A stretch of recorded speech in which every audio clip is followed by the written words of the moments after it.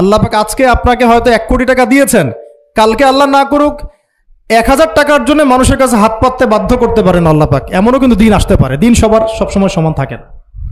আজকে আপনার কাছে 1 কোটি টাকা আছে, কিছু মনে হচ্ছে না, কালকে কে জানে আল্লাহ না করুক যে 1000 টাকা কারো কাছে চাইতে হচ্ছে, 1000 টাকার জন্য ঠেকে গেছেন, হতে পারে না?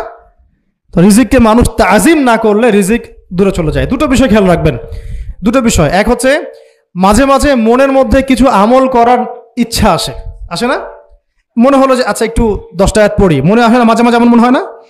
ওই সময় এই যে মনের মধ্যে যে এই ইরাদাটা জাগ্রত হওয়া, এটাকে আমরা বলি ওয়ারিদ। অন্য ভাষায় আপনি বলতে পারেন মেহমান। কি বলতে পারেন? এটা আল্লাহর পক্ষ থেকে আপনার কলবের মধ্যে মেহমান হিসেবে এসেছে। এখন আপনি যদি আমলটা করেন, সেই মেহমান বারবার আপনার কলবে আসবে। যদি আপনি ওই সময় আমলটা না করেন, মেহমান চলে যাবে, মেহমান অসম্মানিত হলে পরে আর আসবে না। একইভাবে রিজিক আল্লাহ পাক দিয়েছেন, এর তাজিম যদি করতে পারেন রিজিক বেশি আসবে। রিজিকের তাজিম সম্মান করতে না পারলে রিজিক আসবে না, বেশি কমে যাবে। উসমান রাদিয়াল্লাহু আনহু সবচেয়ে ধনী ছিলেন না? কেন জানেন? কেন? এটা কি জানেন কেন ধনী ছিলেন? একে তো তিনি প্রচুর দান সদকা করতেন, এটা তো আপনারা জানেনই। আরেকটা জিনিস অনেকে জানে না, তিনি উটের পিঠে বসেছিলেন, কিছু একটা খাচ্ছিলেন, এই 2-1টা দানা পড়ে গেছে নিচে, উটের পিঠ থেকে নেমেছেন, নেমে সেই দানা উঠিয়েছেন, পরিষ্কার করেছেন, ধুয়েছেন, আবার খেয়েছেন। তার এই 2-4টা দানার কোনো কিন্তু মানে পরোয়া না করলেও চলে, তার প্রচুর অর্থ সম্পদ আছে। এত অর্থ সম্পদ যে তাবুক যুদ্ধের দিন 30,000 সেনাবাহিনীর দায়িত্ব নিয়েছেন। 30,000 সেনাবাহিনীর দায়িত্ব নিয়েছেন। সেনাবাহিনী যাবে, থাকবে, খাবে, তাঁবু টাঙাবে, সব দায়িত্ব তার। 30,000 সেনাবাহিনীর দায়িত্ব নেওয়া কি চারটাখানি কথা? তো এই সাহাবী এই কয়েকটা খাবারের দানা উঠিয়ে খেলেন। নবী সাল্লাল্লাহু আলাইহি ওয়াসাল্লাম বলেছিলেন যে তোমাকে আল্লাহ পাক রিজিক বাড়িয়ে দিবে না কেন? তুমি রিজিকের যে তাজিম, যে সম্মান তুমি করো, এর বদৌলতে আল্লাহ পাক তোমাকে বেহিসাব রিজিক দিবেন। দুইটা বিষয় খেয়াল রাখবো।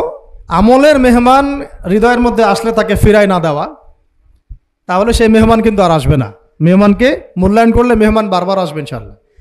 আর রিজিকের তাজিম না করলে রিজিক কিন্তু আপনার ঘরে বেশি বেশি আসবে না।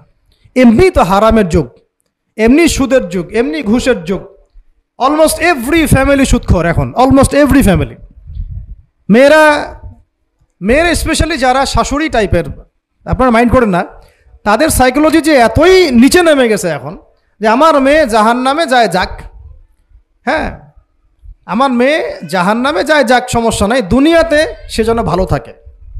ঘরে তুলে দিতে সে দ্বিধাবোধ করতেছে না, একটা দুর্নীতিবাজের ঘরে তুলে দিতে দ্বিধাবোধ করতেছে না, একটা ঘুষখোরের ঘরে তুলতে দ্বিধাবোধ করতেছে না।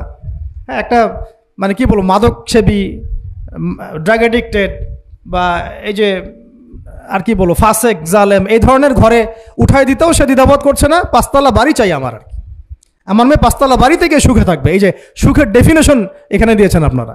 এই জন্য কত হাজার হাজার মেয়ের জীবন নষ্ট করে দিয়েছেন আপনারা।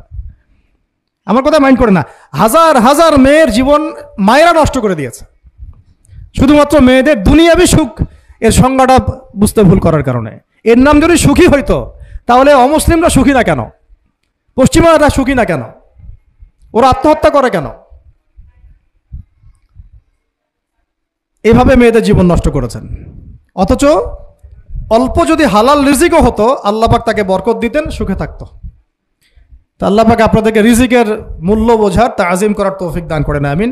তো অনেক ভিতরে ভিতরে চলে যাচ্ছে আমি, সময় আমাদের হাতে আরও শর্ট হয়ে আসতেছে।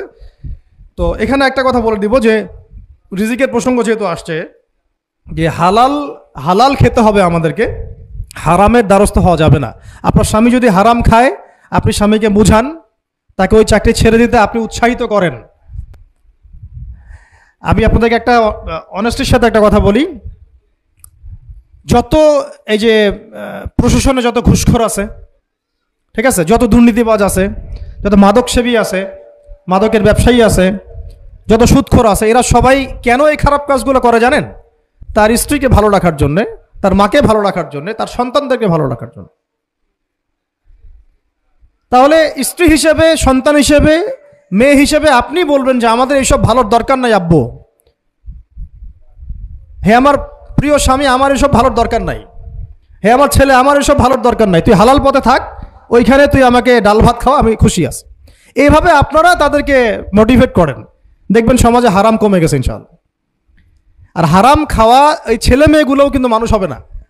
হারাম খাওয়া যে ছেলে মেয়েগুলো রক্ত মাংস করে উঠছে, এরাও কিন্তু মানুষ হবে না। আল্লাহ পাক আমাদেরকে হালাল খাওয়ার তৌফিক দান করেন, এবং এই হালালের জন্য আপনাদের ভূমিকা অনেক বেশি। আমরা উত্তরবঙ্গ সহ দেশের বিভিন্ন জায়গায় সফর করে যেটা দেখেছি, যত সুদী এনজিও আছে না, এনজিওগুলোর মধ্যে মহিলাদের নামই বেশি, জানেন? মহিলাদের নাম বেশি সুদী এনজিওতে।